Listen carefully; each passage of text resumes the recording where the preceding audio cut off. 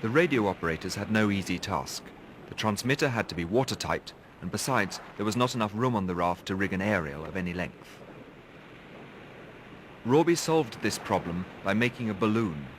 Our parrot was particularly interested in radio. Here she is seen closely watching Robbie's experiment, producing hydrogen for his balloon by mixing a special powder with seawater. Once the balloon is big enough, all Robbie send it aloft and get just the right length of aerial. All went well until the parrot decided to bite through the aerial wire, ensuring that the balloon went even higher.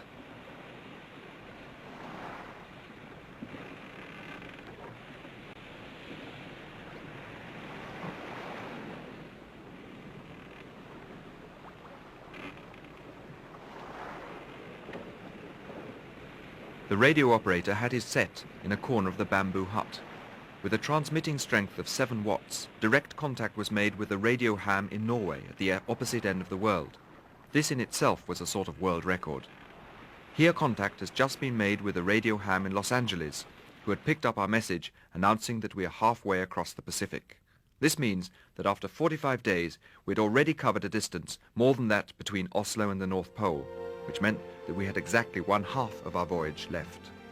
We were now 2,500 miles from the nearest land. We were entirely alone in a world of our own.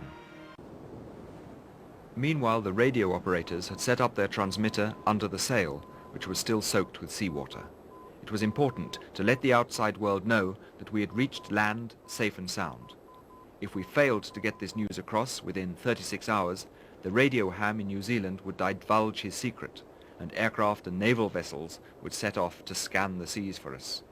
It was a great moment for the radio operators when their equipment had been dried and linked up, only a matter of hours before our time ran out, and our message was picked up by amateurs in New Zealand and America, thus preventing the dispatch of any relief expedition. On the headland, facing the spot where we landed, we planted a coconut from Peru. We originally had 200 coconuts with us on the raft, and most of these had been eaten on the journey. The ones left over were planted in Polynesia in the native manner.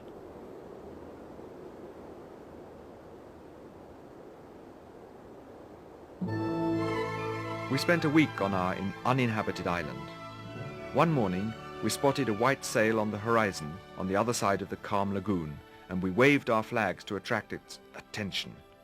The small flag shown here is that of the New York Explorers Club,